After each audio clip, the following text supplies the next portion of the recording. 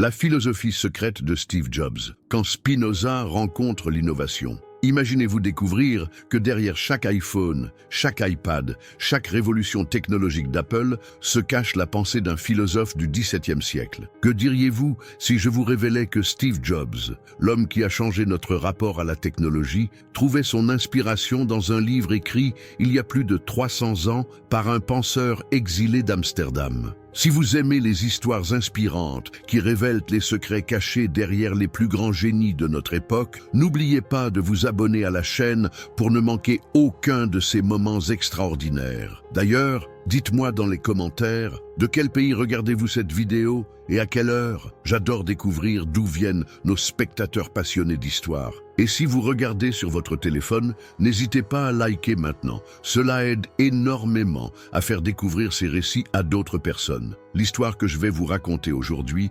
défie tout ce que vous croyez savoir sur l'innovation. Elle commence dans les ruelles pavées d'Amsterdam au XVIIe siècle et se termine dans les bureaux futuristes de Cupertino. Entre ces deux mondes apparemment opposés se trouve une vérité fascinante. Les idées les plus révolutionnaires de notre époque moderne puisent leurs racines dans la sagesse intemporelle du passé. L'homme qui défia Dieu et inspira Jobs.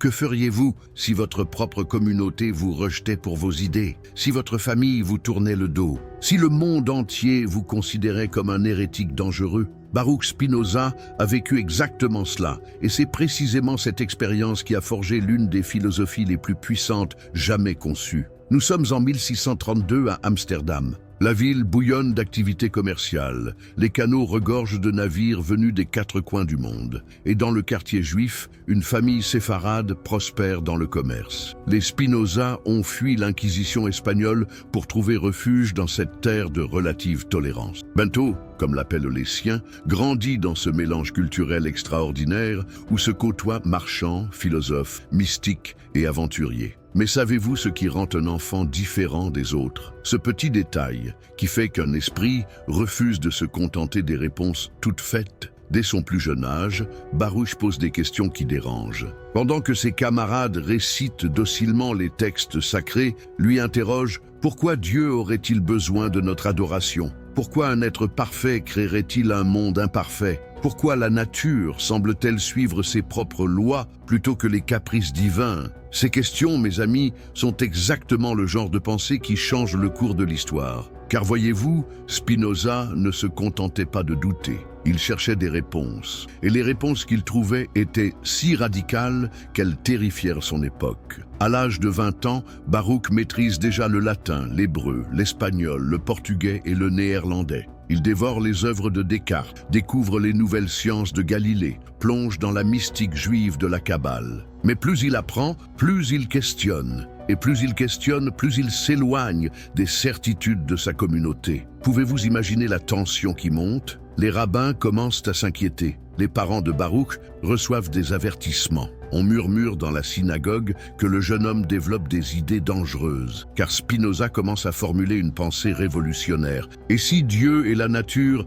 n'étaient qu'une seule et même chose? Et si tout ce que nous appelons miracle n'était que l'expression de lois naturelles que nous ne comprenons pas encore? Le 27 juillet 1656 marque un tournant dramatique. Imaginez la scène. La grande synagogue d'Amsterdam, remplie de fidèles en prière. Soudain, le silence se fait. Le rabbin se lève, déroule un parchemin et d'une voix tremblante de colère prononce le Shérem, l'excommunication la plus sévère jamais prononcée par cette communauté. Par le jugement des anges et le verdict des saints, nous excommunions, expulsons, maudissons et exécrons Baruch de Spinoza. Qu'il soit maudit le jour, qu'il soit maudit la nuit, que Dieu ne lui pardonne jamais. Que personne ne lui parle, que personne ne lui écrive, que personne ne lui rende service, que personne ne demeure sous le même toit que lui. Comment réagiriez-vous face à un tel rejet? La plupart d'entre nous seraient brisés, supplieraient le pardon, renieraient leurs convictions.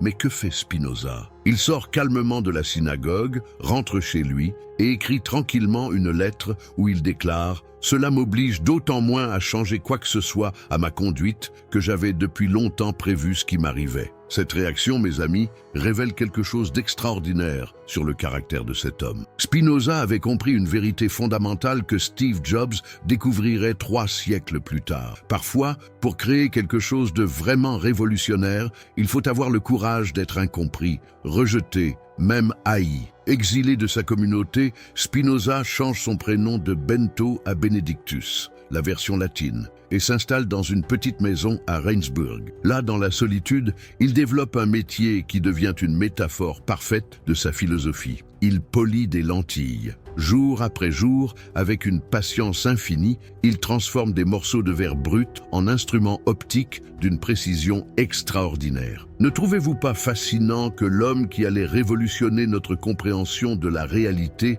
gagnait sa vie en créant des outils pour mieux voir? Car c'est exactement ce que fait la philosophie de Spinoza. Elle polit notre vision du monde jusqu'à ce que nous puissions percevoir des vérités invisibles aux yeux ordinaires. Pendant des années, dans cette maison silencieuse, Spinoza travaille sur son chef-d'œuvre, l'éthique démontrée selon l'ordre géométrique. Savez-vous pourquoi il choisit cette approche si particulière? Parce qu'il veut démontrer que les vérités sur la nature humaine peuvent être aussi rigoureuses et certaines que les théorèmes mathématiques. Imaginez un homme seul, rejeté par le monde, construisant patiemment un système philosophique qui démontrerait 3 siècles plus tard, sa capacité à inspirer l'un des plus grands innovateurs de l'histoire moderne. Car c'est exactement ce qui allait se passer quand un jeune Steve Jobs, cherchant des réponses aux questions fondamentales de l'existence, tomberait sur ce livre extraordinaire. La révélation d'un jeune génie.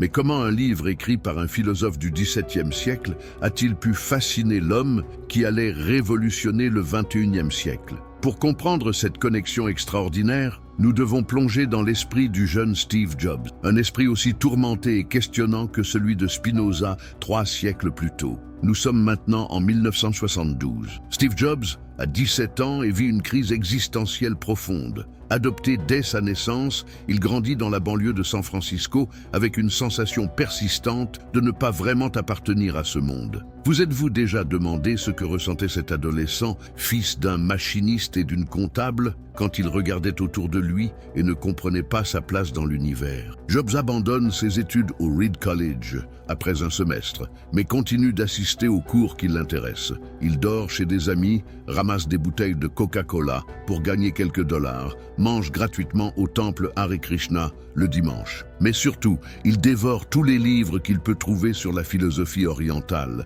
la spiritualité, la quête de sens. C'est dans cette période de recherche intense qu'il découvre l'éthique de Spinoza. Imaginez ce jeune homme perdu, assis dans la bibliothèque du Reed College, ouvrant pour la première fois ce livre dense et complexe. Au début, il ne comprend probablement pas grand-chose à cette géométrie philosophique si particulière. Mais quelque chose dans cette approche le fascine. Savez-vous ce qui frappe d'abord Jobs dans la pensée de Spinoza? C'est cette idée révolutionnaire que tout dans l'univers suit des lois parfaites et nécessaires. Pour Spinoza, il n'y a pas de chaos, pas de hasard, pas d'accident. Chaque événement, chaque pensée, chaque émotion a sa place exacte dans le grand système de la nature. Cette vision d'un univers totalement ordonné et compréhensible résonne profondément avec l'esprit méthodique de Jobs. Mais attention, ne pensez pas que Jobs adopte simplement ses idées de manière passive. Comme Spinoza avant lui, il les questionne, les teste, les adapte à sa propre expérience. Et c'est là que quelque chose d'extraordinaire se produit. Il commence à voir des parallèles entre la philosophie de Spinoza et ses propres intuitions sur la technologie et le design. Réfléchissez à ceci. Pour Spinoza, la beauté et la vérité sont intimement liées. Une idée vraie est nécessairement belle, et une chose belle révèle quelque chose de vrai sur la nature de la réalité. Cette conviction va devenir l'un des principes fondamentaux du design, selon Jobs. Combien de fois l'avez-vous entendu dire que la vraie technologie doit être à la fois fonctionnelle et belle, que la forme et la fonction ne peuvent pas être séparées? En 1974, Jobs fait son fameux voyage en Inde, cherchant l'illumination spirituelle. Il emporte avec lui un exemplaire de l'éthique. tandis qu'il médite dans les ashrams, contracte la dysenterie et découvre que l'illumination ne vient pas aussi facilement qu'il l'espérait, les idées de Spinoza continuent de fermenter dans son esprit. À son retour en Californie, Jobs ne parle plus de Spinoza comme d'un philosophe abstrait, mais comme d'un guide pratique. Il commence à comprendre que cette éthique n'est pas seulement un traité théorique, c'est un manuel pour vivre une vie authentique et créatrice. Et c'est exactement ce dont il a besoin pour naviguer dans le monde complexe de l'innovation technologique. Voici ce qui est fascinant. Jobs ne garde pas cette découverte pour lui. Il commence à offrir des exemplaires de l'éthique à ses collaborateurs les plus proches. Imaginez la scène, vous travaillez chez Apple dans les années 80 et votre patron vous tend ce livre philosophique dense en disant « Lis ça, ça va changer ta façon de penser ». Beaucoup doivent s'être demandé s'il n'était pas devenu fou, mais Jobs savait exactement ce qu'il faisait. Il comprenait que pour créer des produits vraiment révolutionnaires, son équipe devait partager une vision commune de ce que signifie l'excellence. Et pour lui, cette vision trouvait sa source dans la philosophie de Spinoza. Daniel Kotke, l'un des plus anciens amis de Jobs, raconte que Steve pouvait passer des heures à discuter des implications pratiques des idées de Spinoza. Comment cette notion de conatus, cette force vitale qui pousse chaque être à persévérer dans son existence, pouvait s'appliquer au développement de produits? Comment cette idée que nous sommes libres seulement quand nous agissons selon notre vraie nature pouvait révolutionner l'approche du management? Pensez-vous que c'est une coïncidence si Jobs développait ses idées les plus révolutionnaires pendant ses longues promenades solitaires? Spinoza aussi trouvait ses meilleurs insights dans la solitude et la contemplation. Tous deux comprenaient que la vraie créativité nécessite un esprit libre, des distractions et des opinions extérieures. Mais voici le plus remarquable. Job ne se contentait pas de lire Spinoza. Il l'incarnait, cette fameuse obsession du détail, cette recherche maniaque de la perfection, cette conviction que chaque élément d'un produit doit être pensé et repensé jusqu'à atteindre une forme idéale. Tout cela découle directement de la philosophie spinozienne, selon laquelle chaque chose dans la nature tend vers sa perfection propre. Le système parfait, quand la nature rencontre la technologie. Avez-vous déjà remarqué que les produits Apple semblent presque naturels ? Qu'ils donnent l'impression d'avoir toujours existé, comme s'ils étaient la forme évidente et nécessaire que devait prendre la technologie. Cette sensation n'est pas accidentelle. Elle découle directement de la façon dont Steve Jobs a intégré la philosophie de Spinoza dans sa vision du design et de la technologie. Pour comprendre cette révolution, nous devons d'abord saisir l'idée la plus radicale de Spinoza. Deus sive natura, Dieu ou la nature, c'est la même chose. Cette formule, qui a valu à Spinoza d'être traité d'athée par ses contemporains, contient en réalité une vision profondément spirituelle du monde. Spinoza ne nie pas Dieu. Il affirme que Dieu est la nature, avec ses lois, sa beauté, sa perfection intrinsèque. Imaginez l'impact de cette idée sur un jeune homme comme Jobs, déjà fasciné par l'intersection entre technologie et humanité. Si Dieu et nature ne font qu'un, alors la technologie, création humaine, peut elle aussi participer de cette perfection divine, à condition qu'elle respecte les lois naturelles fondamentales de l'harmonie et de la beauté. Mais que sont ces lois naturelles, selon Spinoza? Elles ne sont pas arbitraires ou mystérieuses, elles suivent une logique rigoureuse, mathématique presque. Chaque cause produit nécessairement son effet, chaque forme trouve sa fonction optimale, chaque système tend spontanément vers l'équilibre et l'efficacité maximale. Ne reconnaissez-vous pas là les principes fondamentaux du design Apple? Jobs découvre dans l'éthique cette idée fascinante. Dans la nature, rien n'est superflu, rien n'est décoratif au sens gratuit du terme. La beauté d'une fleur n'est pas ajoutée à sa fonction, elle est sa fonction, perfectionnée par des millions d'années d'évolution. De même, la beauté d'un produit technologique ne devrait pas être un ornement appliqué après coup, mais l'expression naturelle de sa fonction optimisée. Cette compréhension transforme radicalement l'approche de Jobs au design. Pendant que ses concurrents ajoutent des fonctionnalités, des boutons, des options dans une course effrénée vers la complexité, lui commence à soustraire, à épurer, à chercher l'essence. Combien de fois l'avez-vous entendu dire « la simplicité est la sophistication suprême. Cette phrase, attribuée à Léonard de Vinci mais adoptée par Apple, résume parfaitement l'esthétique spinozienne. Mais attention, cette simplicité n'est pas simplification. C'est quelque chose de beaucoup plus profond et difficile à atteindre. Pour Spinoza, la vraie simplicité émerge quand nous comprenons parfaitement la nature d'une chose. Plus nous connaissons les causes véritables d'un phénomène, plus notre explication devient simple et élégante. De même, plus Jobs et son équipe comprenaient les besoins réels des utilisateurs, plus leurs solutions devenaient simples et intuitives. Prenez l'exemple révolutionnaire de l'iPhone. Avant 2007, les smartphones étaient des objets complexes, hérissés de boutons, avec des interfaces confuses qui demandaient des heures d'apprentissage. Jobs regarde ce marché et se pose la question spinozienne fondamentale. Quelle est la nature véritable de la communication mobile? Qu'est-ce qu'un téléphone? Réduit à son essence, sa réponse bouleverse l'industrie. Un téléphone, dans sa forme parfaite, c'est un écran. Point. Tout le reste, clavier, boutons, interface complexe, sont des complications qui éloignent l'utilisateur de l'expérience pure de la communication. Cette intuition, mes amis, c'est du Spinoza pur. Aller à l'essence des choses en éliminant tout ce qui n'est pas nécessaire. Mais Jobs ne s'arrête pas là. Il comprend une autre leçon fondamentale de Spinoza. Dans la nature, tout est connecté. Chaque élément influence tous les autres dans un système d'interdépendance infinie. Cette vision systémique devient l'obsession d'Apple. Créer non pas des produits isolés, mais un écosystème intégré où chaque élément renforce et complète les autres. Réfléchissez à ceci. Et pourquoi Apple contrôle-t-elle si jalousement chaque aspect de ses produits, du hardware au software, des magasins au service client? Parce que Jobs a compris,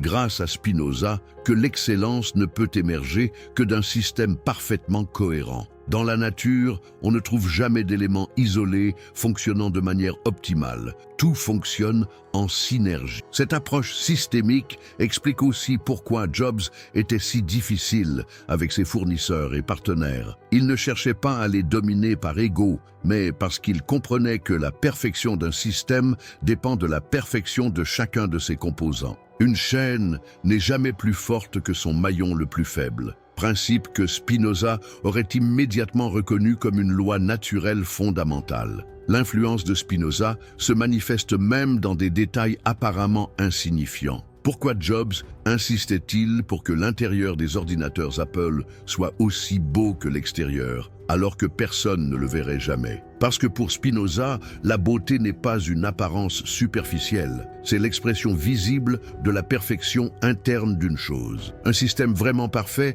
est beau dans toutes ses dimensions, visibles ou cachées. Cette philosophie transforme aussi la relation d'Apple avec ses utilisateurs. Au lieu de les bombarder d'options et de configurations techniques, Apple présente des produits qui fonctionnent naturellement, intuitivement. L'utilisateur n'a pas besoin de comprendre la technologie pour l'utiliser, exactement comme nous n'avons pas besoin de comprendre la photosynthèse pour admirer la beauté d'un arbre. La révolution des émotions. Quand la passion rencontre la raison. Connaissez-vous l'aspect le plus méconnu et pourtant le plus révolutionnaire de la philosophie de Spinoza? Sa théorie des émotions. Bien avant la psychologie moderne, bien avant les neurosciences, Spinoza avait compris quelque chose de fondamental. Nos émotions ne sont pas des accidents irrationnels qui perturbent notre pensée. Elles sont notre pensée, sous sa forme la plus pure et la plus puissante. Cette découverte va transformer radicalement la façon dont Steve Jobs conçoit le leadership, la créativité et l'innovation. Mais pour comprendre cette révolution, nous devons d'abord plonger dans l'une des idées les plus audacieuses jamais formulées sur la nature humaine. Pour Spinoza, chaque émotion est en réalité une idée accompagnée d'une conscience de notre puissance d'agir. Quand nous éprouvons de la joie, nous sentons que notre pouvoir augmente. Quand nous ressentons de la tristesse, nous percevons une diminution de nos capacités. Cette vision transforme complètement notre compréhension de ce que signifie être humain. Imaginez l'impact de cette révélation sur Jobs. Lui qui était réputé pour ses colères légendaires, ses moments d'enthousiasme extrême, ses jugements tranchants, découvre soudain que ses émotions intenses ne sont pas des faiblesses à contrôler, mais des sources d'informations précieuses sur la réalité qui l'entoure. Avez-vous déjà assisté à une présentation de Steve Jobs? Cette passion communicative, cette capacité à transmettre son enthousiasme à des millions de personnes, cette émotion palpable quand il dévoile un nouveau produit, tout cela découle directement de sa compréhension spinozienne des émotions comme force créatrice. Mais attention, Jobs ne laisse pas ses émotions le dominer aveuglément. Il applique la leçon la plus sophistiquée de Spinoza. Nous sommes libres, non pas quand nous supprimons nos émotions, mais quand nous les comprenons parfaitement. La vraie liberté consiste à transformer nos passions aveugles en actions conscientes. Prenez l'exemple de la fameuse réalité distordue de Job. Ses collaborateurs racontent qu'il pouvait convaincre son équipe que l'impossible était possible, que les délais intenables étaient réalisables, que les défis techniques insurmontables pouvaient être surmontés. Ces critiques y voient de la manipulation, mais c'est mal comprendre ce qui se passait vraiment. Jobs avait compris quelque chose de profond sur la nature humaine. Nous sommes capables de bien plus que nous ne le croyons. Mais cette capacité ne se révèle que quand nous sommes dans un état émotionnel optimal. En utilisant son charisme et sa passion pour élever le niveau énergétique de ses équipes, il ne les manipulait pas. Il libérait leur potentiel réel. Cette approche révolutionnaire des émotions explique aussi pourquoi Jobs était si exigeant avec ses collaborateurs. Pour Spinoza, la médiocrité n'est pas un défaut moral, c'est une forme de tristesse, une diminution de notre puissance naturelle. En refusant d'accepter le travail médiocre, Jobs ne faisait pas preuve de cruauté, il aidait ses équipes à retrouver leur excellence naturelle. Mais voici ce qui est vraiment fascinant. Jobs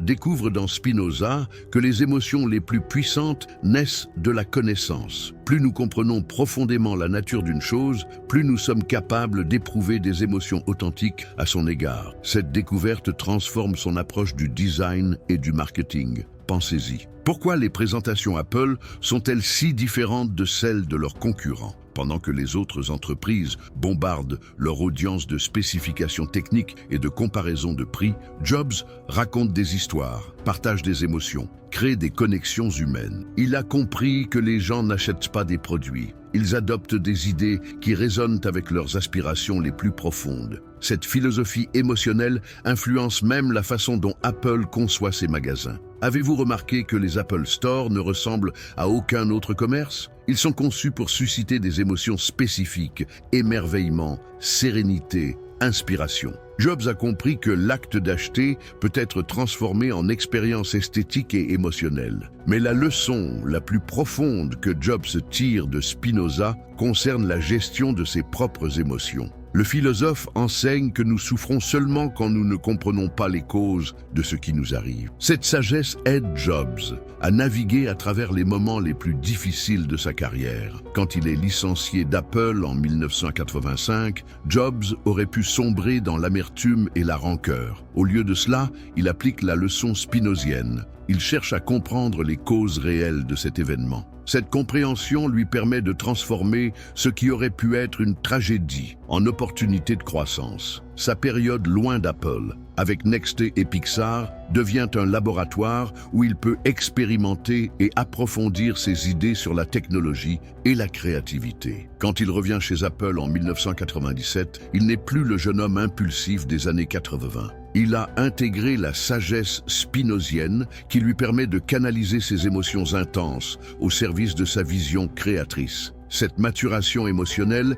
explique pourquoi les plus grands succès d'Apple, iMac, iPod, iPhone, iPad, sont créés pendant la seconde période de Jobs dans l'entreprise. Il a appris à utiliser ses émotions comme des instruments de précision, capables de détecter les moindres imperfections dans un design ou les opportunités cachées dans un marché. Voici peut-être la leçon la plus importante. Jobs découvre dans Spinoza que les émotions les plus puissantes et les plus créatrices sont celles qui naissent de l'amour. Non pas l'amour sentimental, mais l'amour intellectuel, cette joie qui accompagne la contemplation de la perfection. C'est cet amour qui transparaît dans chaque produit Apple, l'amour de l'excellence, l'amour de la beauté, l'amour de la vérité technique et esthétique. La philosophie secrète de Steve Jobs, quand Spinoza rencontre l'innovation. Imaginez-vous découvrir que derrière chaque iPhone, chaque iPad, chaque révolution technologique d'Apple se cache la pensée d'un philosophe du XVIIe siècle. Que diriez-vous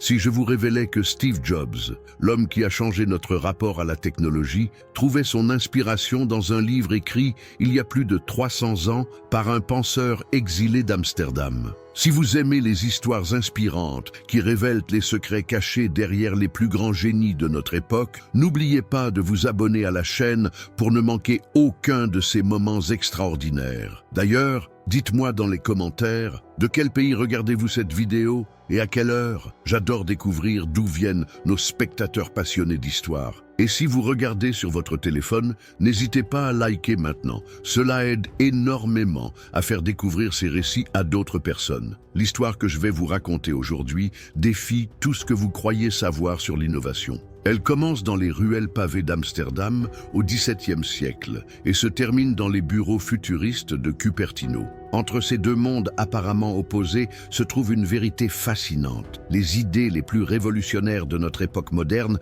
puisent leurs racines dans la sagesse intemporelle du passé. L'homme qui défia Dieu et inspira Jobs.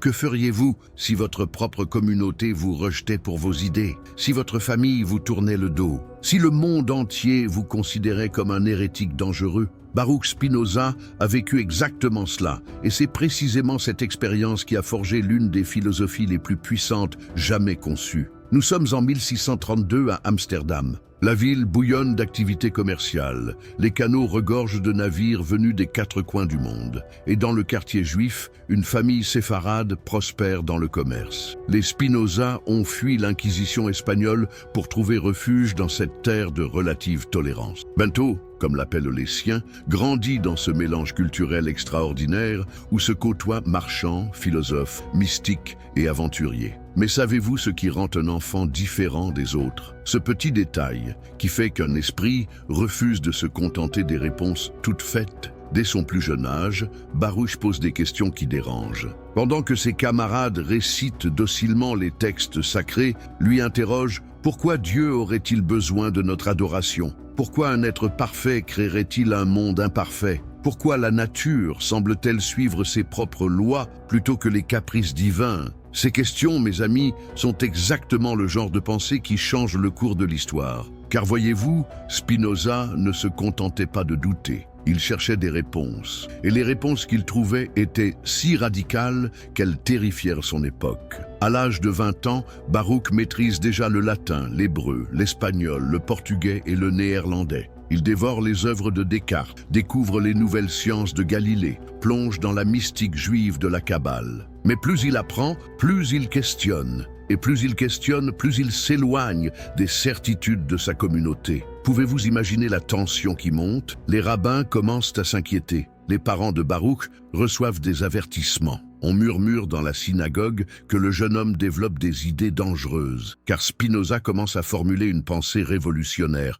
Et si Dieu et la nature n'étaient qu'une seule et même chose? Et si tout ce que nous appelons miracle n'était que l'expression de lois naturelles que nous ne comprenons pas encore? Le 27 juillet 1656 marque un tournant dramatique. Imaginez la scène. La grande synagogue d'Amsterdam, remplie de fidèles en prière. Soudain, le silence se fait. Le rabbin se lève, déroule un parchemin et d'une voix tremblante de colère prononce le Chérem, l'excommunication la plus sévère jamais prononcée par cette communauté. Par le jugement des anges et le verdict des saints, nous excommunions, expulsons, maudissons et exécrons Baruch de Spinoza, qu'il soit maudit le jour, qu'il soit maudit la nuit, que Dieu ne lui pardonne jamais. Que personne ne lui parle, que personne ne lui écrive, que personne ne lui rende service, que personne ne demeure sous le même toit que lui. Comment réagiriez-vous face à un tel rejet? La plupart d'entre nous seraient brisés, supplieraient le pardon,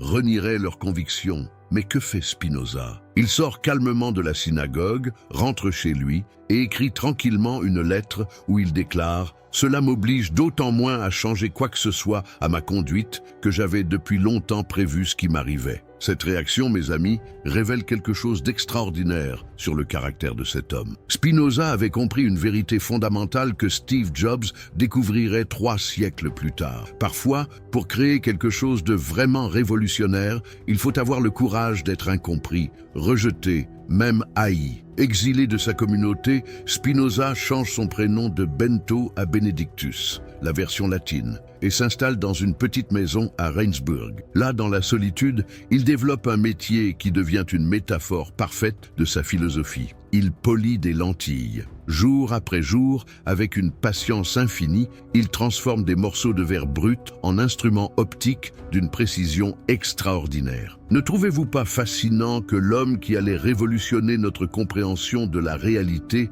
gagnait sa vie en créant des outils pour mieux voir? Car c'est exactement ce que fait la philosophie de Spinoza. Elle polit notre vision du monde jusqu'à ce que nous puissions percevoir des vérités invisibles aux yeux ordinaires. Pendant des années, dans cette maison silencieuse, Spinoza travaille sur son chef-d'œuvre, l'éthique démontrée selon l'ordre géométrique. Savez-vous pourquoi il choisit cette approche si particulière? Parce qu'il veut démontrer que les vérités sur la nature humaine peuvent être aussi rigoureuses et certaines que les théorèmes mathématiques. Imaginez un homme seul, rejeté par le monde, construisant patiemment un système philosophique qui démontrerait, 3 siècles plus tard, sa capacité à inspirer l'un des plus grands innovateurs de l'histoire moderne. Car c'est exactement ce qui allait se passer quand un jeune Steve Jobs, cherchant des réponses aux questions fondamentales de l'existence, tomberait sur ce livre extraordinaire. La révélation d'un jeune génie. Mais comment un livre écrit par un philosophe du XVIIe siècle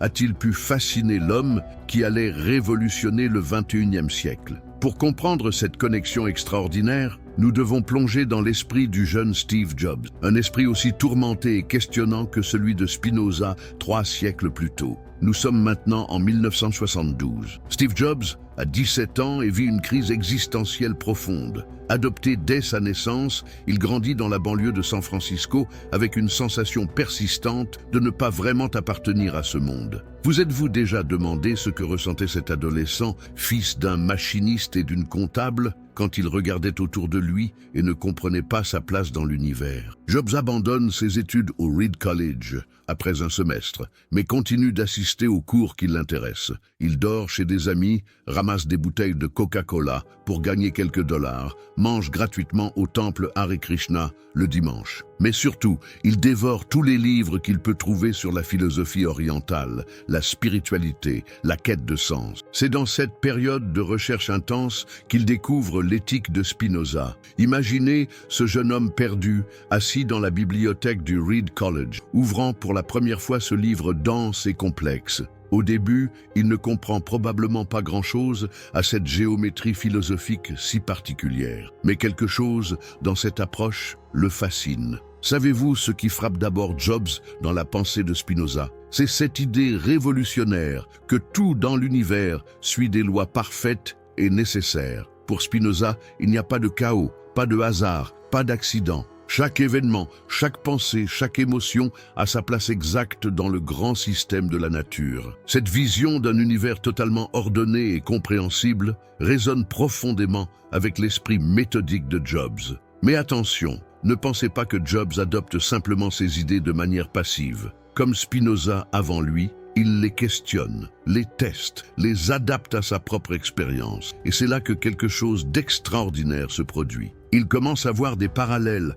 entre la philosophie de Spinoza et ses propres intuitions sur la technologie et le design. Réfléchissez à ceci. Pour Spinoza, la beauté et la vérité sont intimement liées. Une idée vraie est nécessairement belle, et une chose belle révèle quelque chose de vrai sur la nature de la réalité. Cette conviction va devenir l'un des principes fondamentaux du design, selon Jobs. Combien de fois l'avez-vous entendu dire que la vraie technologie doit être à la fois fonctionnelle et belle, que la forme et la fonction ne peuvent pas être séparées? En 1974, Jobs fait son fameux voyage en Inde, cherchant l'illumination spirituelle. Il emporte avec lui un exemplaire de l'éthique. Tandis qu'il médite dans les ashrams, contracte la dysenterie et découvre que l'illumination ne vient pas aussi facilement qu'il l'espérait, les idées de Spinoza continuent de fermenter dans son esprit. À son retour en Californie, Jobs ne parle plus de Spinoza comme d'un philosophe abstrait,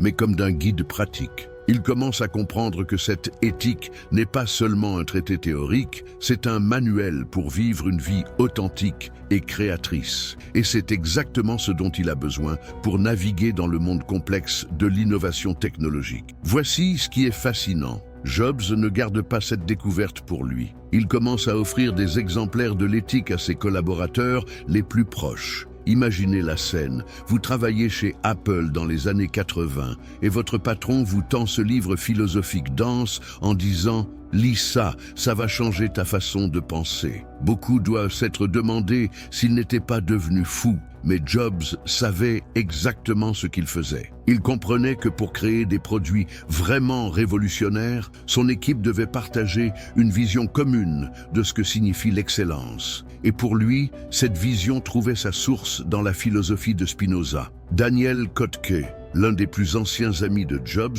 raconte que Steve pouvait passer des heures à discuter des implications pratiques des idées de Spinoza. Comment cette notion de conatus, cette force vitale qui pousse chaque être à persévérer dans son existence, pouvait s'appliquer au développement de produits? Comment cette idée que nous sommes libres seulement quand nous agissons selon notre vraie nature pouvait révolutionner l'approche du management? Pensez-vous que c'est une coïncidence si Jobs développait ses idées les plus révolutionnaires pendant ses longues promenades solitaires? Spinoza aussi trouvait ses meilleurs insights dans la solitude et la contemplation. Tous deux comprenaient que la vraie créativité nécessite un esprit libre des distractions et des opinions extérieures. Mais voici le plus remarquable. Job ne se contentait pas de lire Spinoza. Il l'incarnait, cette fameuse obsession du détail, cette recherche maniaque de la perfection, cette conviction que chaque élément d'un produit doit être pensé et repensé jusqu'à atteindre une forme idéale. Tout cela découle directement de la philosophie spinozienne, selon laquelle chaque chose dans la nature tend vers sa perfection propre. Le système parfait. Quand la nature rencontre la technologie, avez-vous déjà remarqué que les produits Apple semblent presque naturels ? Qu'ils donnent l'impression d'avoir toujours existé, comme s'ils étaient la forme évidente et nécessaire que devait prendre la technologie. Cette sensation n'est pas accidentelle. Elle découle directement de la façon dont Steve Jobs a intégré la philosophie de Spinoza dans sa vision du design et de la technologie. Pour comprendre cette révolution, nous devons d'abord saisir l'idée la plus radicale de Spinoza, Deus sive natura, Dieu ou la nature, c'est la même chose. Cette formule, qui a valu à Spinoza d'être traité d'athée par ses contemporains, contient en réalité une vision profondément spirituelle du monde. Spinoza ne nie pas Dieu. Il affirme que Dieu est la nature, avec ses lois, sa beauté, sa perfection intrinsèque. Imaginez l'impact de cette idée sur un jeune homme comme Jobs, déjà fasciné par l'intersection entre technologie et humanité. Si Dieu et nature ne font qu'un, alors la technologie, création humaine, peut elle aussi participer de cette perfection divine, à condition qu'elle respecte les lois naturelles fondamentales de l'harmonie et de la beauté. Mais que sont ces lois naturelles, selon Spinoza? Elles ne sont pas arbitraires ou mystérieuses, elles suivent une logique rigoureuse, mathématique presque. Chaque cause produit nécessairement son effet, chaque forme trouve sa fonction optimale, chaque système tend spontanément vers l'équilibre et l'efficacité maximale. Ne reconnaissez-vous pas là les principes fondamentaux du design Apple? Jobs découvre dans l'éthique cette idée fascinante. Dans la nature, rien n'est superflu, rien n'est décoratif au sens gratuit du terme. La beauté d'une fleur n'est pas ajoutée à sa fonction, elle est sa fonction, perfectionnée par des millions d'années d'évolution. De même, la beauté d'un produit technologique ne devrait pas être un ornement appliqué après coup, mais l'expression naturelle de sa fonction optimisée. Cette compréhension transforme radicalement l'approche de Jobs au design. Pendant que ses concurrents ajoutent des fonctionnalités, des boutons, des options dans une course effrénée vers la complexité, lui commence à soustraire, à épurer, à chercher l'essence. Combien de fois l'avez-vous entendu dire « la simplicité est la sophistication suprême ». Cette phrase, attribuée à Léonard de Vinci mais adoptée par Apple, résume parfaitement l'esthétique spinozienne. Mais attention, cette simplicité n'est pas simplification, c'est quelque chose de beaucoup plus profond et difficile à atteindre. Pour Spinoza, la vraie simplicité émerge quand nous comprenons parfaitement la nature d'une chose. Plus nous connaissons les causes véritables d'un phénomène, plus notre explication devient simple et élégante. De même, plus Jobs et son équipe comprenaient les besoins réels des utilisateurs, plus leur solution devenait simple et intuitive. Prenez l'exemple révolutionnaire de l'iPhone. Avant 2007, les smartphones étaient des objets complexes, hérissés de boutons, avec des interfaces confuses qui demandaient des heures d'apprentissage. Jobs regarde ce marché et se pose la question spinozienne fondamentale. Quelle est la nature véritable de la communication mobile? Qu'est-ce qu'un téléphone? Réduit à son essence, sa réponse bouleverse l'industrie. Un téléphone, dans sa forme parfaite, c'est un écran. Point. Tout le reste, clavier, boutons, interface complexe, sont des complications qui éloignent l'utilisateur de l'expérience pure de la communication. Cette intuition, mes amis, c'est du Spinoza pur. Aller à l'essence des choses en éliminant tout ce qui n'est pas nécessaire. Mais Jobs ne s'arrête pas là. Il comprend une autre leçon fondamentale de Spinoza. Dans la nature, tout est connecté. Chaque élément influence tous les autres dans un système d'interdépendance infinie. Cette vision systémique devient l'obsession d'Apple. Créer non pas des produits isolés, mais un écosystème intégré où chaque élément renforce et complète les autres. Réfléchissez à ceci. Et pourquoi Apple contrôle-t-elle si jalousement chaque aspect de ses produits, du hardware au software, des magasins au service client? Parce que Jobs a compris, grâce à Spinoza, que l'excellence ne peut émerger que d'un système parfaitement cohérent. Dans la nature, on ne trouve jamais d'éléments isolés fonctionnant de manière optimale. Tout fonctionne en synergie. Cette approche systémique explique aussi pourquoi Jobs était si difficile avec ses fournisseurs et partenaires. Il ne cherchait pas à les dominer par ego, mais parce qu'il comprenait que la perfection d'un système dépend de la perfection de chacun de ses composants. Une chaîne n'est jamais plus forte que son maillon le plus faible. Principe que Spinoza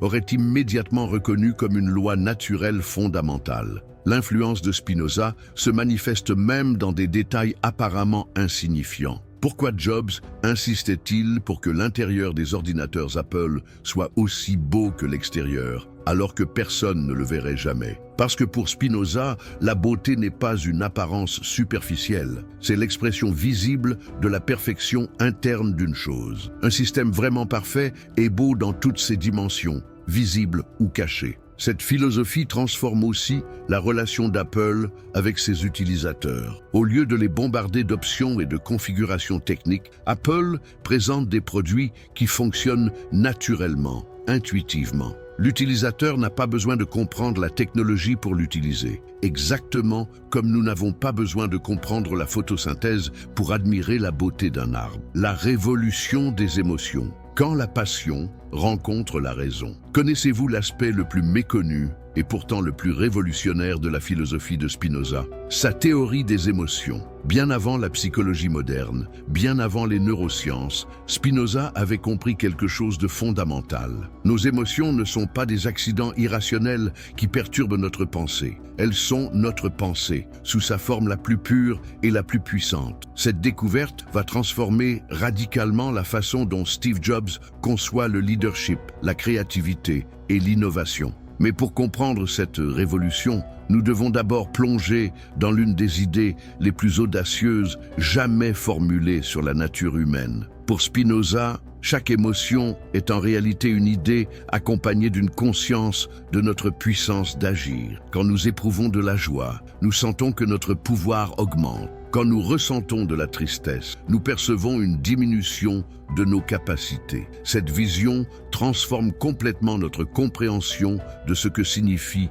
être humain. Imaginez l'impact de cette révélation sur Jobs. Lui qui était réputé pour ses colères légendaires, ses moments d'enthousiasme extrême, ses jugements tranchants, découvre soudain que ses émotions intenses ne sont pas des faiblesses à contrôler, mais des sources d'informations précieuses sur la réalité qui l'entoure. Avez-vous déjà assisté à une présentation de Steve Jobs? Cette passion communicative, cette capacité à transmettre son enthousiasme à des millions de personnes, cette émotion palpable quand il dévoile un nouveau produit, tout cela découle directement de sa compréhension spinozienne des émotions comme force créatrice. Mais attention, Jobs ne laisse pas ses émotions le dominer aveuglément. Il applique la leçon la plus sophistiquée de Spinoza. Nous sommes libres, non pas quand nous supprimons nos émotions, mais quand nous les comprenons parfaitement. La vraie liberté consiste à transformer nos passions aveugles en actions conscientes. Prenez l'exemple de la fameuse réalité distordue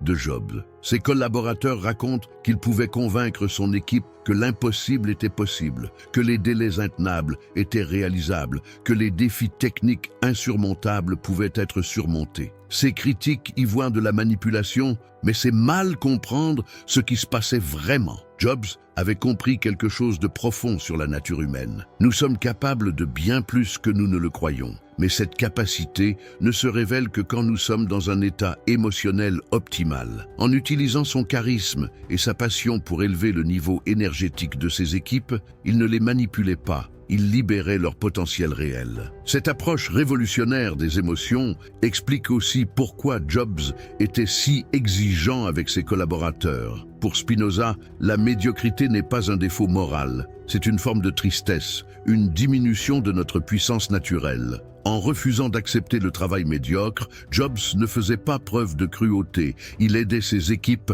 à retrouver leur excellence naturelle. Mais voici ce qui est vraiment fascinant. Jobs découvre dans Spinoza que les émotions les plus puissantes naissent de la connaissance. Plus nous comprenons profondément la nature d'une chose, plus nous sommes capables d'éprouver des émotions authentiques à son égard. Cette découverte transforme son approche du design et du marketing. Pensez-y. Pourquoi les présentations Apple sont-elles si différentes de celles de leurs concurrents? Pendant que les autres entreprises bombardent leur audience de spécifications techniques et de comparaisons de prix, Jobs raconte des histoires, partage des émotions, crée des connexions humaines. Il a compris que les gens n'achètent pas des produits. Ils adoptent des idées qui résonnent avec leurs aspirations les plus profondes. Cette philosophie émotionnelle influence même la façon dont Apple conçoit ses magasins. Avez-vous remarqué que les Apple Store ne ressemblent à aucun autre commerce? Ils sont conçus pour susciter des émotions spécifiques, émerveillement,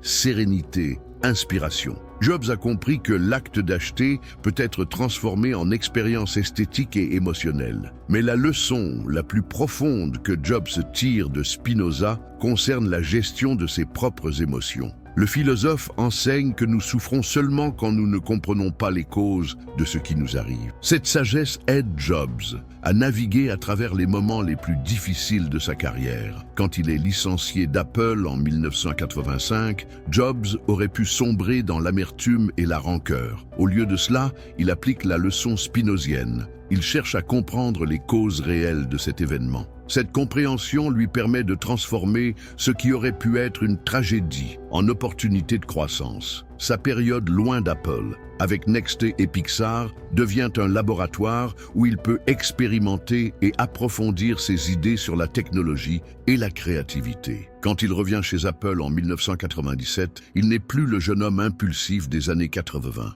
Il a intégré la sagesse spinozienne qui lui permet de canaliser ses émotions intenses au service de sa vision créatrice. Cette maturation émotionnelle explique pourquoi les plus grands succès d'Apple, iMac, iPod, iPhone, iPad, sont créés pendant la seconde période de Jobs dans l'entreprise. Il a appris à utiliser ses émotions comme des instruments de précision, capables de détecter les moindres imperfections dans un design ou les opportunités cachées dans un marché. Voici peut-être la leçon la plus importante. Jobs découvre dans Spinoza que les émotions les plus puissantes et les plus créatrices sont celles qui naissent de l'amour. Non pas l'amour sentimental, mais l'amour intellectuel, cette joie qui accompagne la contemplation de la perfection. C'est cet amour qui transparaît dans chaque produit Apple, l'amour de l'excellence, l'amour de la beauté, l'amour de la vérité technique et esthétique. La liberté par la connaissance. Quand comprendre devient créer, qu'est-ce qui différencie vraiment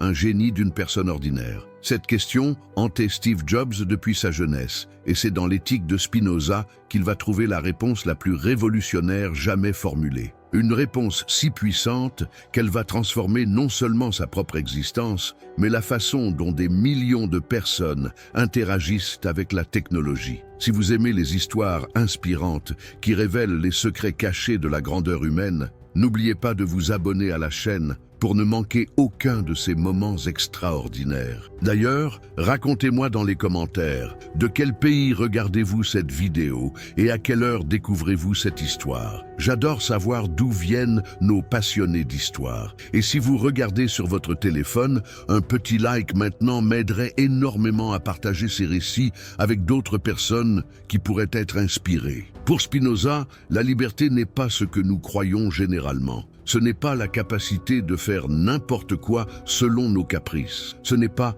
l'absence de contraintes. La vraie liberté, selon le philosophe d'Amsterdam, c'est quelque chose de beaucoup plus profond et difficile à atteindre. C'est la capacité d'agir selon notre nature véritable, en pleine connaissance des causes qui nous déterminent. Imaginez l'impact de cette révélation sur Jobs. Lui qui cherchait désespérément à comprendre sa place dans le monde, découvre soudain que la liberté ne consiste pas à échapper au déterminisme, mais à les comprendre si parfaitement qu'ils deviennent des instruments de création plutôt que des chaînes qui nous limitent. Cette compréhension va révolutionner sa façon d'aborder l'innovation technologique. Mais pour saisir cette révolution, nous devons d'abord comprendre comment Spinoza redéfinit complètement notre rapport au déterminisme et au libre arbitre. Pour la plupart des philosophes de son époque, l'être humain est pris dans une lutte éternelle entre sa volonté libre et les forces extérieures qui le contraignent. Spinoza balaye cette vision d'un revers de main.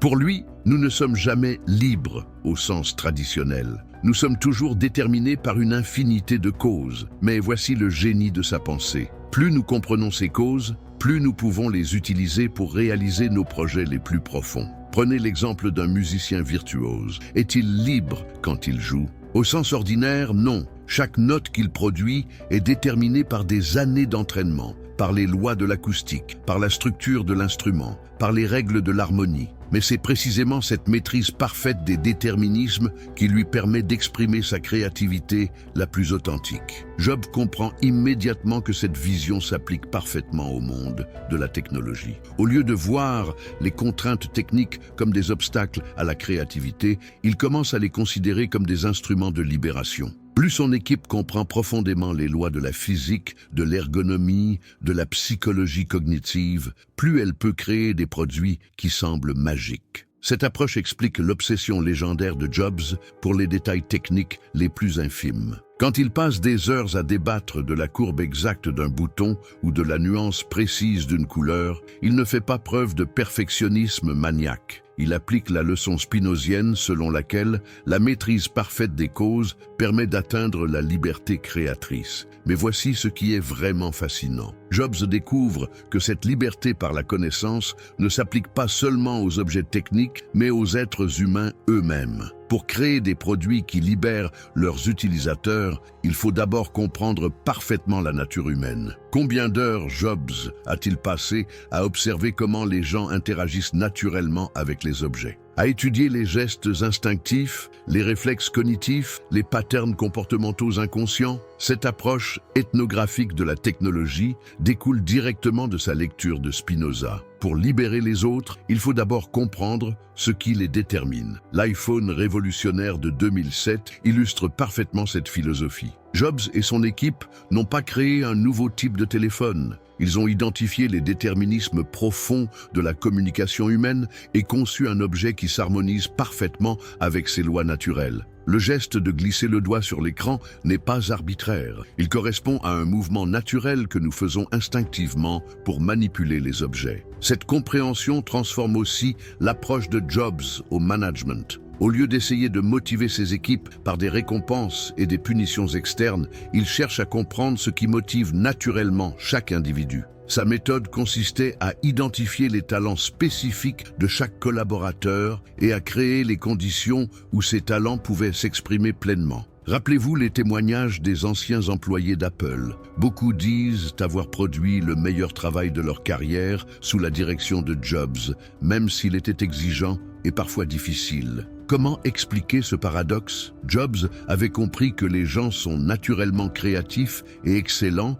quand ils travaillent sur des projets qui correspondent à leur nature profonde. Cette philosophie influence même sa façon de concevoir l'échec. Pour Spinoza, il n'y a pas d'échec au sens moral du terme. Il n'y a que des causes mal comprises. Quand un projet ne fonctionne pas, la question n'est pas de trouver un coupable, mais de comprendre quelles causes n'ont pas été correctement identifiées. L'épisode du Newton d'Apple illustre parfaitement cette approche. Au lieu de considérer cet échec commercial comme une catastrophe, Jobs l'analyse comme une source d'apprentissage. Il comprend que l'idée de l'informatique mobile était juste, mais que la technologie de l'époque ne permettait pas encore de la réaliser convenablement. Cette compréhension l'aide à développer plus tard l'iPhone au moment technologique optimal. Mais la leçon la plus profonde que Jobs tire de Spinoza concerne la relation entre liberté individuelle et contrainte collective. Le philosophe enseigne que nous sommes d'autant plus libres que nous comprenons notre interdépendance avec les autres. Cette sagesse transforme la vision de Jobs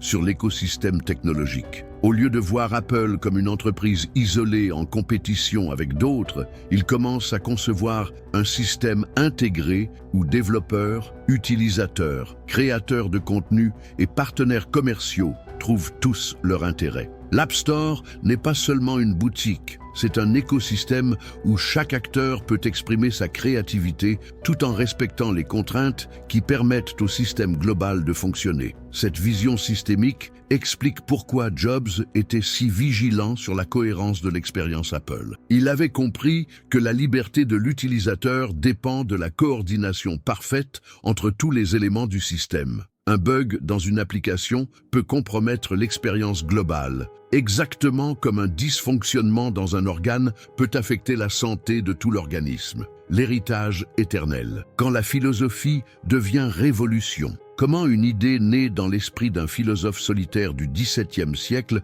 peut-elle encore transformer notre monde au XXIe siècle? Cette question touche au cœur même de ce qui rend certaines pensées véritablement immortelles. Et l'histoire de l'influence de Spinoza sur Steve Jobs nous révèle quelque chose de fascinant sur la nature de l'innovation et de l'héritage intellectuel. Nous arrivons maintenant au moment le plus extraordinaire de notre récit, celui où les idées philosophiques se transforment en réalité concrète qui change la vie de milliards de personnes. Car voyez-vous, l'influence de Spinoza sur Jobs ne s'arrête pas à quelques principes abstraits appliqués au design. Elle va beaucoup plus loin, transformant la façon même dont nous concevons la relation entre humanité et technologie. Pour comprendre cet héritage, nous devons d'abord saisir ce que Spinoza appelait l'amour intellectuel de Dieu, concept qui va devenir la clé de voûte de la philosophie créatrice de Jobs. Pour Spinoza, il existe une forme d'amour supérieure à toutes les autres, celle qui naît de la contemplation de la perfection de la nature. Cet amour n'est pas possessif, n'est pas égoïste,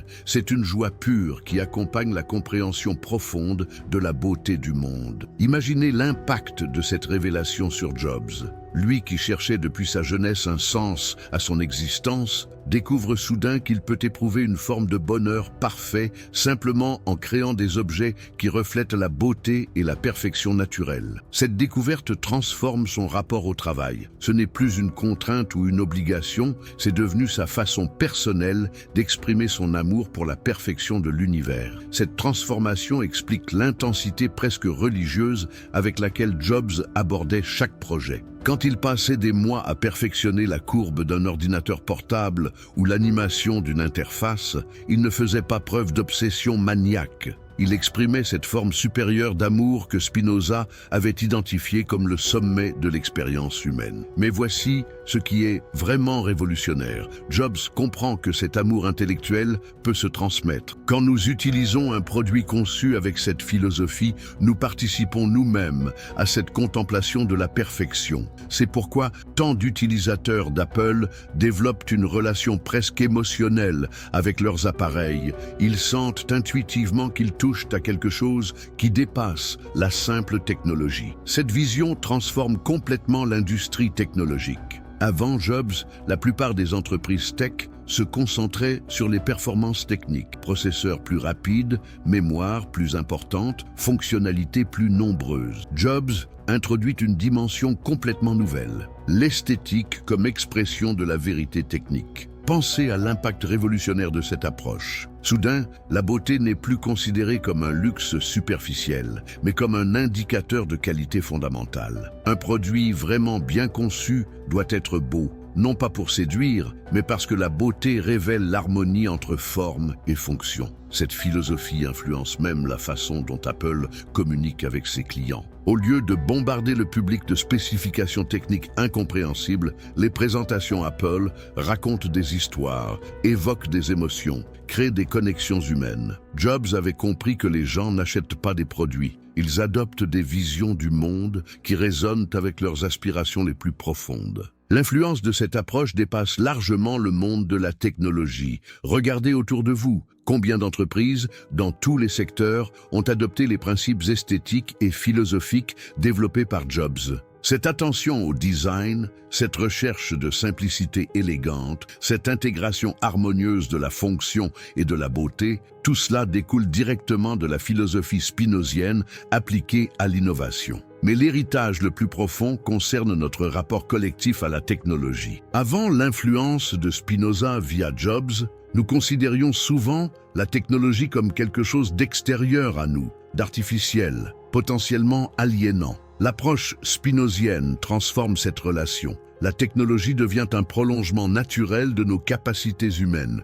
une façon d'exprimer notre créativité et notre quête de perfection. Cette transformation a des implications considérables pour l'avenir. Au moment où nous nous interrogeons sur l'impact de l'intelligence artificielle, de la robotique, des nouvelles technologies sur notre humanité, l'exemple de Jobs nous montre une voie. Au lieu de subir passivement ces évolutions, nous pouvons les guider selon des principes philosophiques profonds qui respectent et amplifient ce qu'il y a de meilleur en nous. Car voyez-vous, le vrai génie de Jobs n'était pas technique, c'était philosophique. Il a compris que les révolutions technologiques les plus durables sont celles qui s'enracinent dans une compréhension profonde de la nature humaine. Et cette compréhension, il l'a puisée dans la sagesse intemporelle d'un philosophe qui, 3 siècles plus tôt, avait déjà identifié les lois fondamentales de l'épanouissement humain. L'histoire que nous venons de parcourir ensemble révèle quelque chose de fascinant sur la nature même de l'innovation.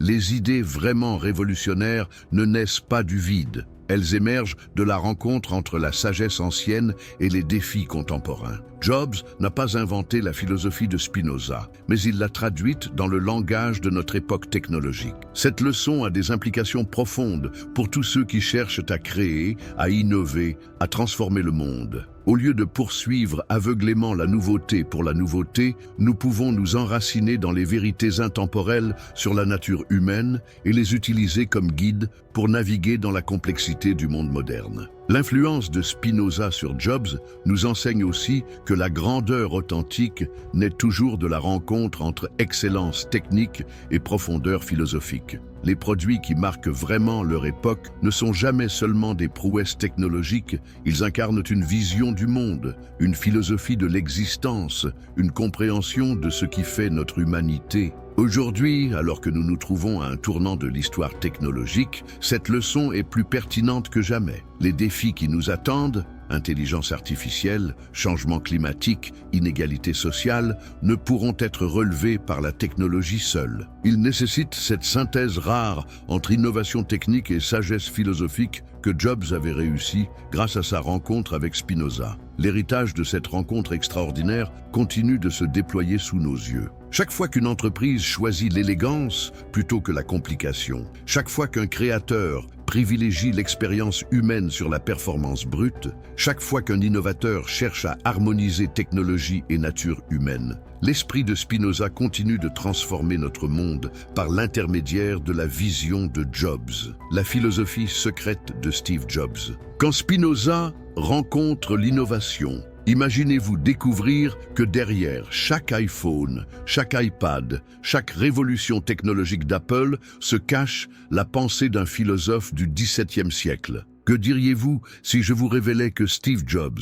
l'homme qui a changé notre rapport à la technologie, trouvait son inspiration dans un livre écrit il y a plus de 300 ans par un penseur exilé d'Amsterdam? Si vous aimez les histoires inspirantes qui révèlent les secrets cachés derrière les plus grands génies de notre époque, n'oubliez pas de vous abonner à la chaîne pour ne manquer aucun de ces moments extraordinaires. D'ailleurs, dites-moi dans les commentaires, de quel pays regardez-vous cette vidéo et à quelle heure? J'adore découvrir d'où viennent nos spectateurs passionnés d'histoire. Et si vous regardez sur votre téléphone, n'hésitez pas à liker maintenant. Cela aide énormément à faire découvrir ces récits à d'autres personnes. L'histoire que je vais vous raconter aujourd'hui défie tout ce que vous croyez savoir sur l'innovation. Elle commence dans les ruelles pavées d'Amsterdam au XVIIe siècle et se termine dans les bureaux futuristes de Cupertino. Entre ces deux mondes apparemment opposés se trouve une vérité fascinante. Les idées les plus révolutionnaires de notre époque moderne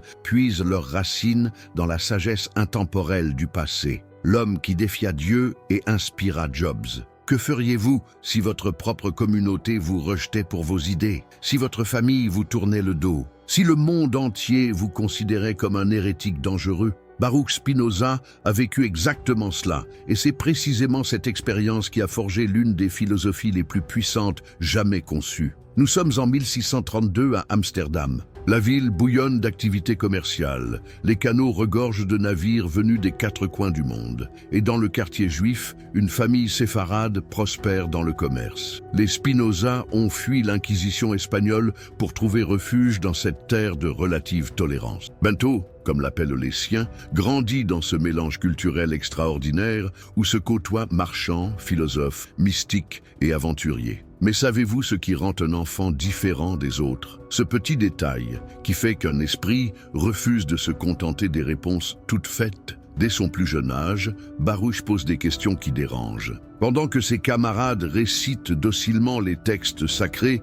lui interroge « Pourquoi Dieu aurait-il besoin de notre adoration? Pourquoi un être parfait créerait-il un monde imparfait? Pourquoi la nature semble-t-elle suivre ses propres lois plutôt que les caprices divins ?» Ces questions, mes amis, sont exactement le genre de pensée qui change le cours de l'histoire. Car voyez-vous, Spinoza ne se contentait pas de douter. Il cherchait des réponses. Et les réponses qu'il trouvait étaient si radicales qu'elles terrifièrent son époque. À l'âge de 20 ans, Baruch maîtrise déjà le latin, l'hébreu, l'espagnol, le portugais et le néerlandais. Il dévore les œuvres de Descartes, découvre les nouvelles sciences de Galilée, plonge dans la mystique juive de la Kabbale. Mais plus il apprend, plus il questionne. Et plus il questionne, plus il s'éloigne des certitudes de sa communauté. Pouvez-vous imaginer la tension qui monte? Les rabbins commencent à s'inquiéter. Les parents de Baruch reçoivent des avertissements. On murmure dans la synagogue que le jeune homme développe des idées dangereuses, car Spinoza commence à formuler une pensée révolutionnaire.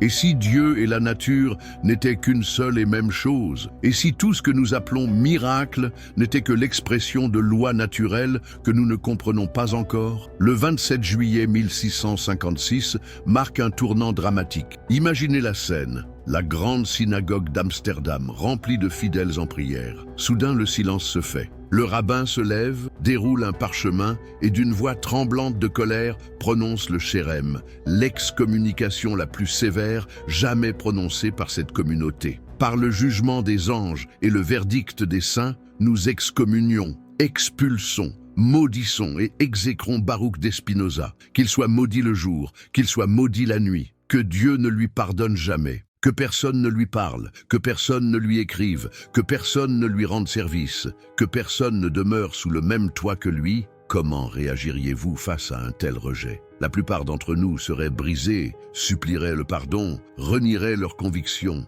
Mais que fait Spinoza? Il sort calmement de la synagogue, rentre chez lui et écrit tranquillement une lettre où il déclare « Cela m'oblige d'autant moins à changer quoi que ce soit à ma conduite que j'avais depuis longtemps prévu ce qui m'arrivait. » Cette réaction, mes amis, révèle quelque chose d'extraordinaire sur le caractère de cet homme. Spinoza avait compris une vérité fondamentale que Steve Jobs découvrirait 3 siècles plus tard. Parfois, pour créer quelque chose de vraiment révolutionnaire, il faut avoir le courage d'être incompris, rejeté, même haï. Exilé de sa communauté, Spinoza change son prénom de Bento à Benedictus, la version latine, et s'installe dans une petite maison à Regensburg. Là, dans la solitude, il développe un métier qui devient une métaphore parfaite de sa philosophie. Il polit des lentilles. Jour après jour, avec une patience infinie, il transforme des morceaux de verre brut en instruments optiques d'une précision extraordinaire. Ne trouvez-vous pas fascinant que l'homme qui allait révolutionner notre compréhension de la réalité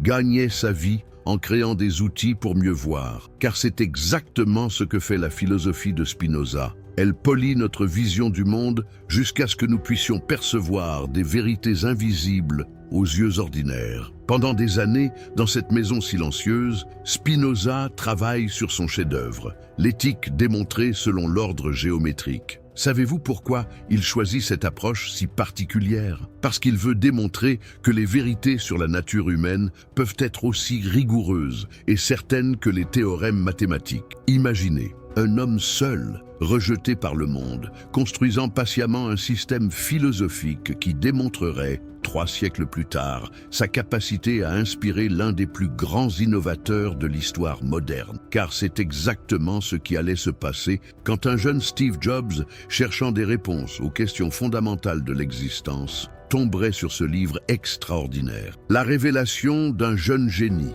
Mais comment un livre écrit par un philosophe du XVIIe siècle a-t-il pu fasciner l'homme qui allait révolutionner le XXIe siècle? Pour comprendre cette connexion extraordinaire, nous devons plonger dans l'esprit du jeune Steve Jobs, un esprit aussi tourmenté et questionnant que celui de Spinoza 3 siècles plus tôt. Nous sommes maintenant en 1972. Steve Jobs a 17 ans et vit une crise existentielle profonde. Adopté dès sa naissance, il grandit dans la banlieue de San Francisco avec une sensation persistante de ne pas vraiment appartenir à ce monde. Vous êtes-vous déjà demandé ce que ressentait cet adolescent, fils d'un machiniste et d'une comptable, quand il regardait autour de lui et ne comprenait pas sa place dans l'univers? Jobs abandonne ses études au Reed College après un semestre, mais continue d'assister aux cours qui l'intéressent. Il dort chez des amis, ramasse des bouteilles de Coca-Cola pour gagner quelques dollars, mange gratuitement au temple Hare Krishna le dimanche. Mais surtout, il dévore tous les livres qu'il peut trouver sur la philosophie orientale,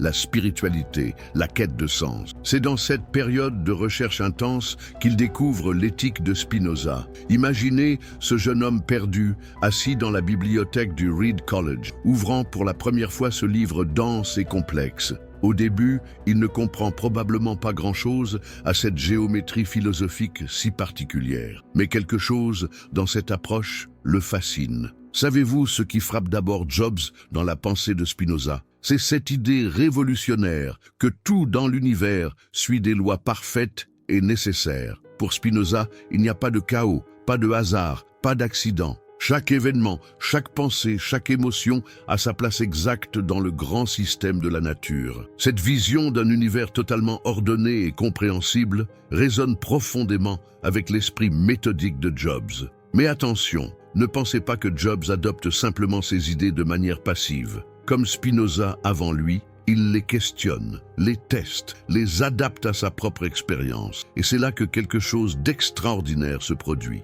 Il commence à voir des parallèles entre la philosophie de Spinoza et ses propres intuitions sur la technologie et le design. Réfléchissez à ceci. Pour Spinoza, la beauté et la vérité sont intimement liées. Une idée vraie est nécessairement belle. Et une chose belle révèle quelque chose de vrai sur la nature de la réalité. Cette conviction va devenir l'un des principes fondamentaux du design, selon Jobs. Combien de fois l'avez-vous entendu dire que la vraie technologie doit être à la fois fonctionnelle et belle, que la forme et la fonction ne peuvent pas être séparées? En 1974, Jobs fait son fameux voyage en Inde, cherchant l'illumination spirituelle. Il emporte avec lui un exemplaire de l'éthique. Tandis qu'il médite dans les ashrams, contracte la dysenterie et découvre que l'illumination ne vient pas aussi facilement qu'il l'espérait, les idées de Spinoza continuent de fermenter dans son esprit. À son retour en Californie, Jobs ne parle plus de Spinoza comme d'un philosophe abstrait, mais comme d'un guide pratique. Il commence à comprendre que cette éthique n'est pas seulement un traité théorique, c'est un manuel pour vivre une vie authentique et créatrice. Et c'est exactement ce dont il a besoin pour naviguer dans le monde complexe de l'innovation technologique. Voici ce qui est fascinant. Jobs ne garde pas cette découverte pour lui. Il commence à offrir des exemplaires de l'éthique à ses collaborateurs les plus proches. Imaginez la scène, vous travaillez chez Apple dans les années 80 et votre patron vous tend ce livre philosophique dense en disant « Lis ça, ça va changer ta façon de penser ». Beaucoup doivent s'être demandé s'il n'était pas devenu fou, mais Jobs savait exactement ce qu'il faisait. Il comprenait que pour créer des produits vraiment révolutionnaires, son équipe devait partager une vision commune de ce que signifie l'excellence. Et pour lui, cette vision trouvait sa source dans la philosophie de Spinoza. Daniel Kottke, l'un des plus anciens amis de Jobs, raconte que Steve pouvait passer des heures à discuter des implications pratiques des idées de Spinoza. Comment cette notion de conatus, cette force vitale qui pousse chaque être à persévérer dans son existence, pouvait s'appliquer au développement de produits? Comment cette idée que nous sommes libres seulement quand nous agissons selon notre vraie nature pouvait révolutionner l'approche du management? Pensez-vous que c'est une coïncidence si Jobs développait ses idées les plus révolutionnaires pendant ses longues promenades solitaires? Spinoza aussi trouvait ses meilleurs insights dans la solitude et la contemplation. Tous deux comprenaient que la vraie créativité nécessite un esprit libre des distractions et des opinions extérieures. Mais voici le plus remarquable. Job ne se contentait pas de lire Spinoza, il l'incarnait, cette fameuse obsession du détail, cette recherche maniaque de la perfection, cette conviction que chaque élément d'un produit doit être pensé et repensé jusqu'à atteindre une forme idéale. Tout cela découle directement de la philosophie spinozienne, selon laquelle chaque chose dans la nature tend vers sa perfection propre. Le système parfait, quand la nature rencontre la technologie. Avez-vous déjà remarqué que les produits Apple semblent presque naturels ? Qu'ils donnent l'impression d'avoir toujours existé, comme s'ils étaient la forme évidente et nécessaire que devait prendre la technologie. Cette sensation n'est pas accidentelle. Elle découle directement de la façon dont Steve Jobs a intégré la philosophie de Spinoza dans sa vision du design et de la technologie. Pour comprendre cette révolution, nous devons d'abord saisir l'idée la plus radicale de Spinoza, Deus sive natura, Dieu ou la nature, c'est la même chose. Cette formule, qui a valu à Spinoza d'être traité d'athée par ses contemporains, contient en réalité une vision profondément spirituelle du monde. Spinoza ne nie pas Dieu. Il affirme que Dieu est la nature, avec ses lois, sa beauté, sa perfection intrinsèque. Imaginez l'impact de cette idée sur un jeune homme comme Jobs,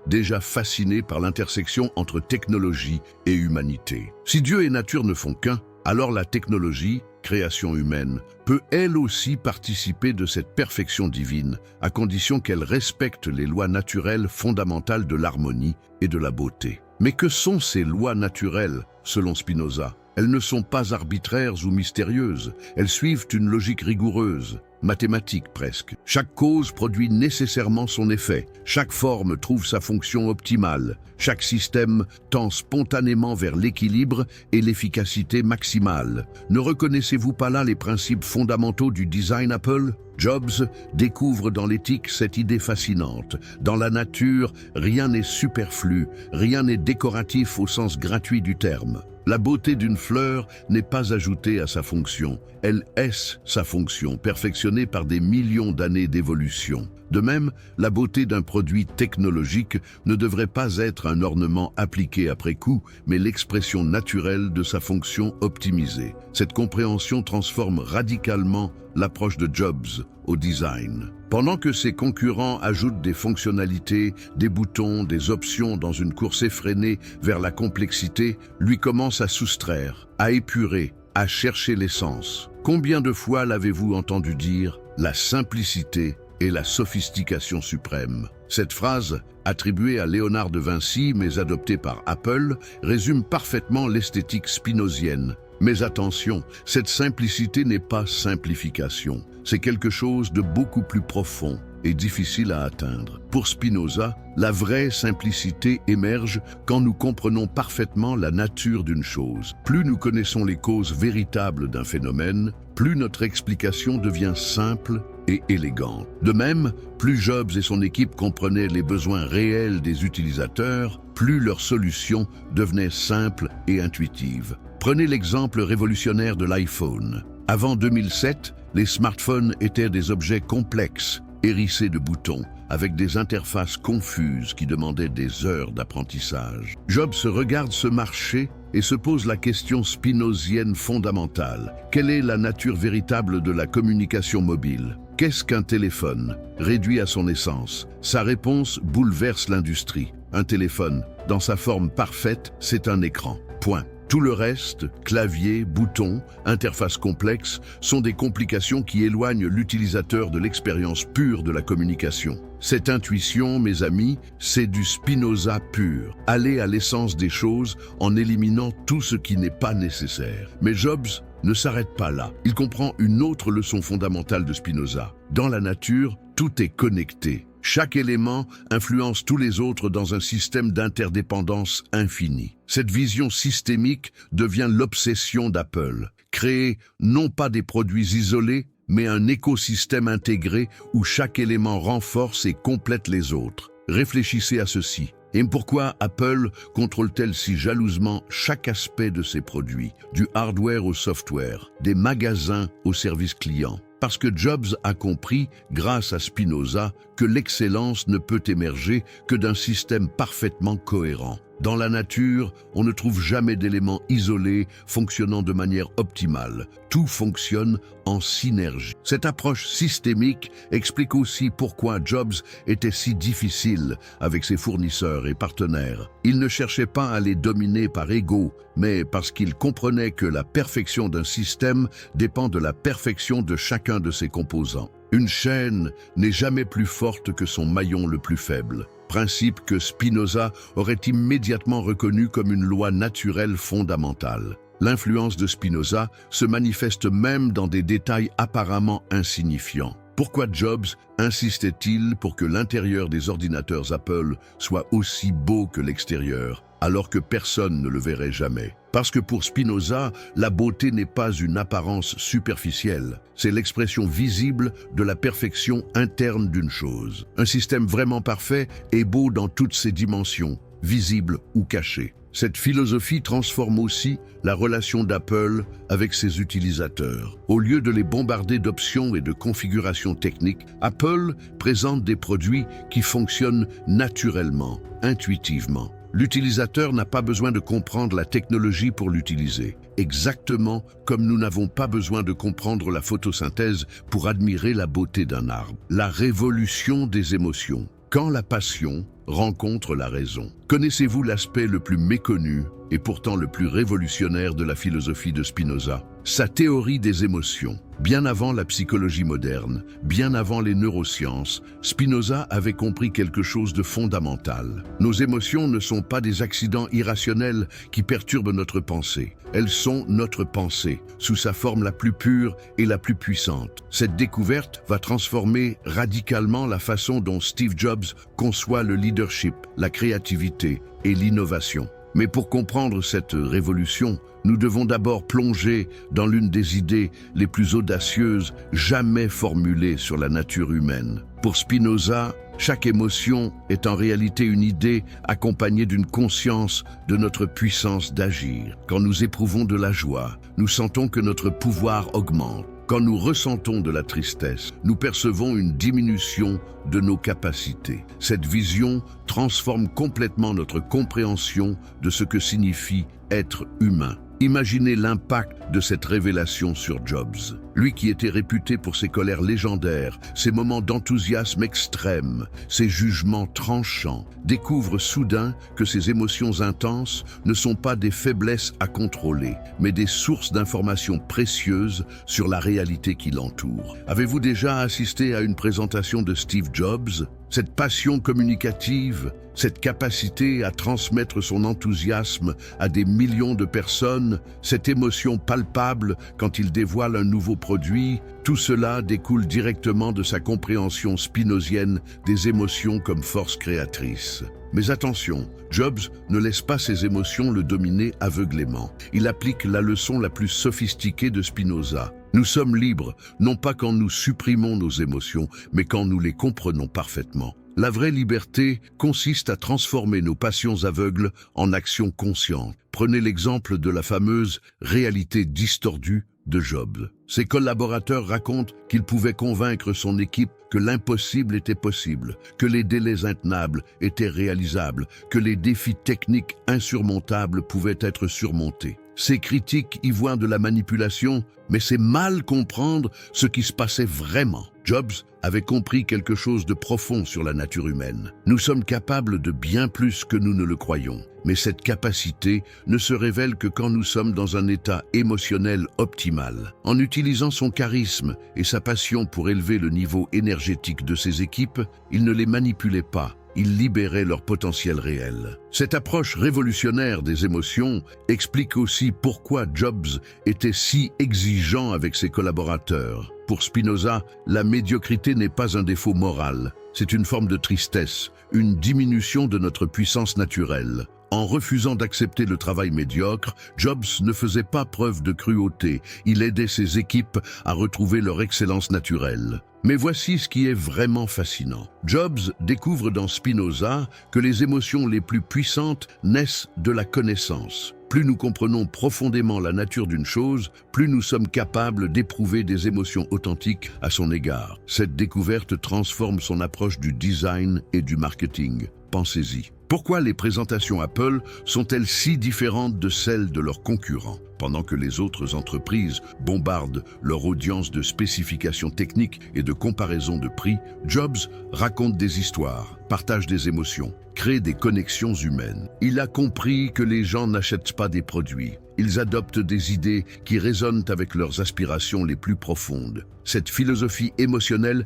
influence même la façon dont Apple conçoit ses magasins. Avez-vous remarqué que les Apple Store ne ressemblent à aucun autre commerce? Ils sont conçus pour susciter des émotions spécifiques, émerveillement, sérénité, inspiration. Jobs a compris que l'acte d'acheter peut être transformé en expérience esthétique et émotionnelle. Mais la leçon la plus profonde que Jobs tire de Spinoza concerne la gestion de ses propres émotions. Le philosophe enseigne que nous souffrons seulement quand nous ne comprenons pas les causes de ce qui nous arrive. Cette sagesse aide Jobs à naviguer à travers les moments les plus difficiles de sa carrière. Quand il est licencié d'Apple en 1985, Jobs aurait pu sombrer dans l'amertume et la rancœur. Au lieu de cela, il applique la leçon spinozienne. Il cherche à comprendre les causes réelles de cet événement. Cette compréhension lui permet de transformer ce qui aurait pu être une tragédie en opportunité de croissance. Sa période loin d'Apple,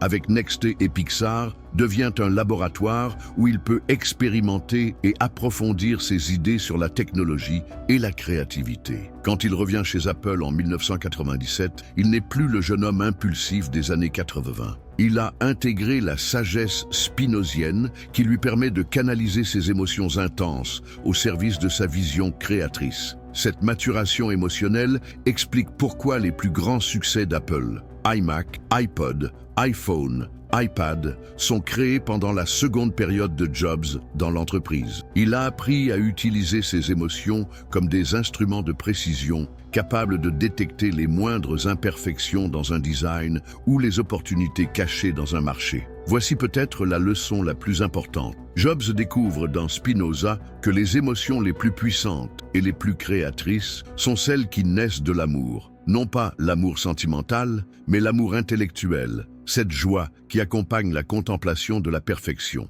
C'est cet amour qui transparaît dans chaque produit Apple, l'amour de l'excellence, l'amour de la beauté, l'amour de la vérité technique et esthétique.